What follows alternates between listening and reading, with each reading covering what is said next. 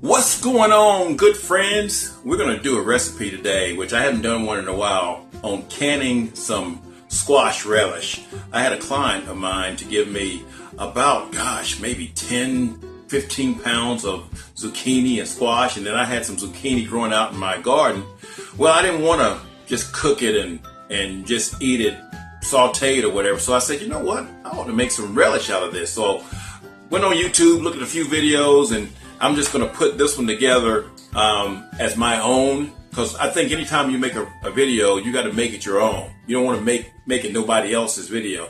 But now you got certain principles that you got to stick to as well, because canning is a delicate process. So canning is all about the future and kind of saving stuff for prosperity and, in hard times. Not that hard times are going to happen or anything like that, but you kind of want to be prepared. Plus, you want to get this stuff when it's fresh. Fresh is always better than store-bought. So here's my canning recipe.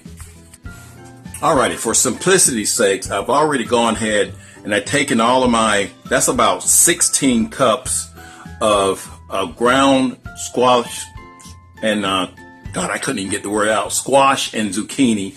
And it's also 4 medium-sized onions, about 3 medium-sized bell peppers, and about 8 large banana peppers. And I got them all crushed up. And once you add salt to it and everything, you actually have to, with the squash and zucchini, you make the zucchini and squash first. You add about 1/3 of a cup of salt to it, and you let it sit overnight and let it pull all the juices out. And then after you get all those juices out, you add those other ingredients and you dice all that stuff up. So I actually started out with a lot more than this right here, but now all the juice has been taken out. But I didn't want to put you guys through all the chopping process and all that. But we also have, we got some garlic that we're going to add to it. We're going to have about 3 cups of sugar, 3 cups of canning salt, about 1.5 tablespoons of ground nutmeg, 1.5 tablespoons of mustard, about 1.5 tablespoons of the celery flakes. We're going to have to use about 4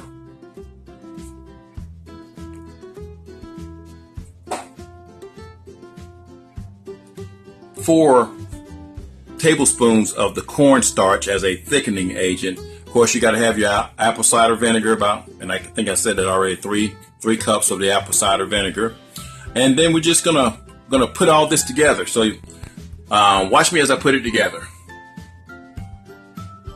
All right, we're gonna go ahead now. A little while ago, I said probably 3 cups of pickling salt. The pickling salt was for the actual pulling the fluids off of the squash. You don't put a whole bunch of salt in this. We're only going to use vinegar and sugar.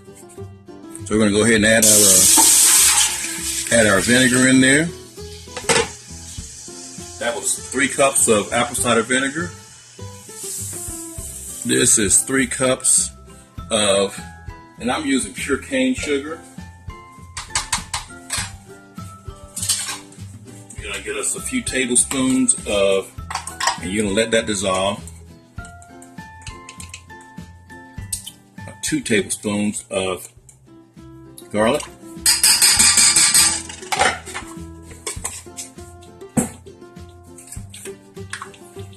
Put our celery salt in there. That was about a tablespoon there.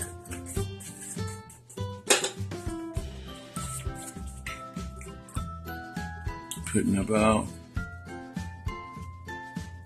a tablespoon. Gonna have to get some more nutmeg. Okay, let's get our nutmeg, about a tablespoon.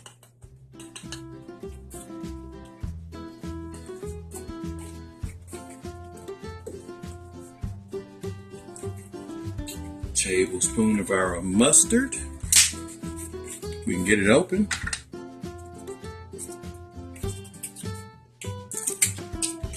Ooh, brand new mustard. Okay. And you can also use turmeric for this as well. Letting that all dissolve there.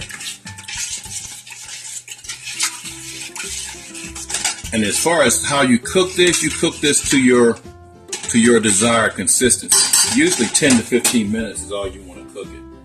So I put the celery flakes in there. And we're going to use a little bit of cornstarch, about 4 tablespoonfuls. This is a thickening agent.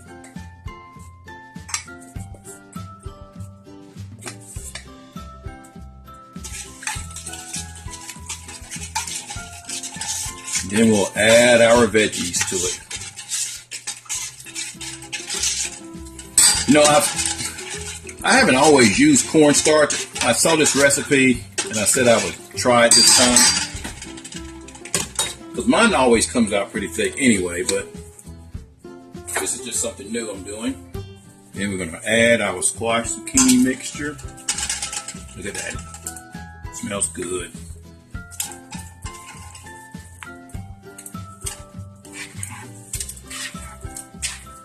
And it's got a little bit of its own juice, and there's some big pieces in there too, guys. You can probably see them in there. Okay, and we're just going to bring this to a boil.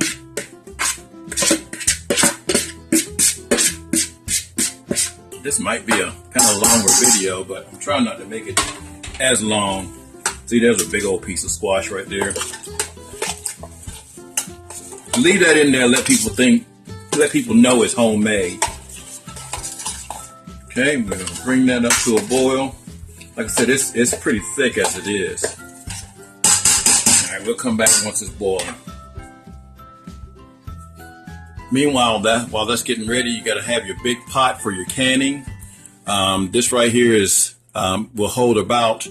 I hope it holds about 8 to 9 of those jars, because I think I can get 8 jars, 8 little pint jars of relish in there and get it ready for processing. All righty, let's open it up. Just boiling here. It's actually been boiling for about 5 minutes or so.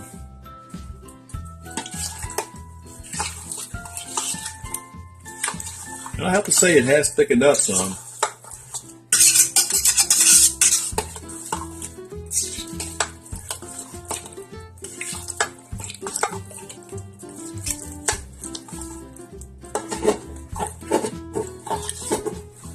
You got to be careful because you don't want this stuff to stick to the bottom. I think we may have some sticky stuff at the bottom. Not much though, but I've been trying to watch it. And it is done. I took a taste of it, and if it tastes good coming out of the pot, it's going to taste good when you can it. And that mustard and nutmeg, woo, gives it a nice little kick too. All right, in the meantime, you're getting your jars ready. These jars have already been sterilized in the dishwasher. I just cleaned them and everything in the dishwasher.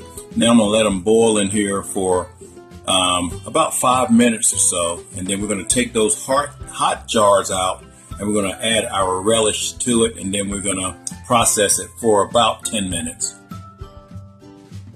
Now, while we're waiting for those jars to boil and get hot, you got to get you one of these ball utensil sets for preserving. It's got a jar lifter in there and bubble remover, headspace tool, a magnetic lid lifter, and a jar funnel. And you need every bit of this stuff in order to can. I would be lost without this. And you don't have to use ball. You can use any type of preserving set, but you have to have these tools right here, guys, in order to do any type of canning. And you're going to find that canning is a good way to have fresh food and to preserve some food as well too for times that you don't have any food, or slack times or something like that, or if you just want to have something fresh that you made from your garden. We also want to have our bands and our lids heating up. You don't want to boil these now because you don't want to destroy that little rubber lining on the lid itself. So you just want that to be nice and clean, and you want them to be hot as well when you get ready to use them. All right, now we got a rolling boil going on right there. It's been going on for about 5 minutes, and so they're ready to put our relish in. All right, we're going to kind of try to show you this real quick here. I've just taken this jar out of the hot water here. And again, make sure you got some gloves and things like that because you don't want to get burned or anything. We're going to take some of our relish here. And we're going to fill it up to about that top line there. Okay? It's hot. Now also, once you do that, again, it's not a fast process. Wipe around the edges. Again, this jar is super hot, guys. Wipe around the edges and the top because you want a good seal. Then we're going to take our little magnetic device here, grab us a lid, put our lid up there nice and snug. Nice and snug. Hey, that works. Get our ring, and again, it's going to be super hot, and we're just going to tighten it till it's finger tight. And then we're going to put that right back over in the water bath. Not in the water, but just on top of the rack in the water bath. And we're going to do all of them that way.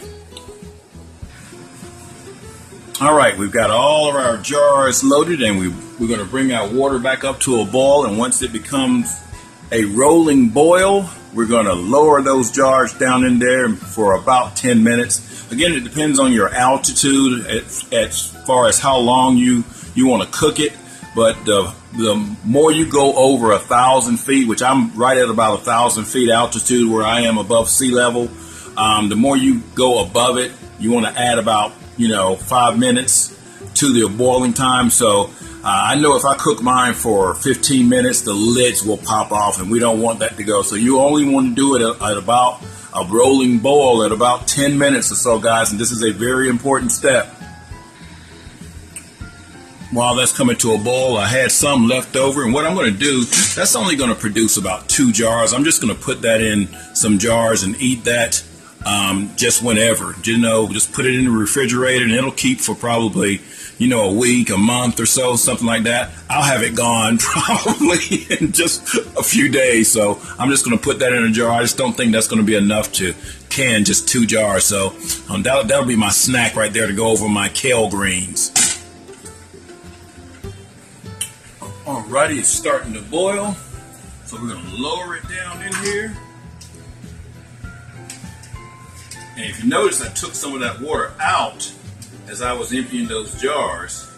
So that's going to boil. You see it's a rolling boil. Set your timer for 10 minutes, no more.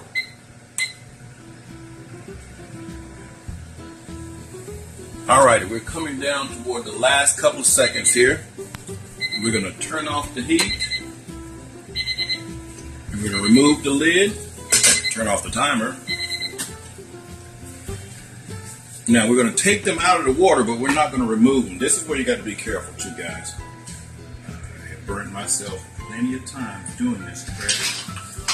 Take them out. It's hot. Just going to let that rest and just take it off the heat completely. All right, take it off the heat completely. Let that rest for about 5 minutes or so. And now that's pretty much they're done. We're going to put them on a towel once they rested for about 5 minutes and let the sealing process take place. You'll start to hear them pop. And we're just going to put them on a towel and cover them up in the dark and let them sit undisturbed for 24 hours. Alrighty, we removed them out of the hot water bath. They've been sitting for about 7 minutes or so. You're going to put them on a towel. Don't disturb them for 12 to 24 hours. And if you kind of hang around, you'll kind of hear them start to make little popping sounds to show that the jars are sealed. I've already heard a couple of them do it, so I know that they're sealing. So That's the ultimate goal, is to hear the popping sound. So hopefully you'll try this recipe, or you'll try it with other recipes. Just be kind of careful and get you some instruction from it. I've done several of these. I failed at some of these as well too, but most of the time I think I have the recipe down pat, and you'll have it down pat as well. Thanks guys, catch you next time. Alright, it's been about 36 hours and here's our final products here. And to make sure, I heard most of these popping. You want to make sure these things don't ping up back on you. You know, and none of them are, so that ensures that you have a proper seal. If some of them do ping up on you guys, you can either reprocess them or recan them, or you can just take those and put them in the refrigerator and eat those immediately. But all of these right here seem like they process. So again, really good thing to do, preservation and canning. Learn how to do it, guys. There are a bunch of videos online to watch, and it's a fun experience, and you'll enjoy the end results.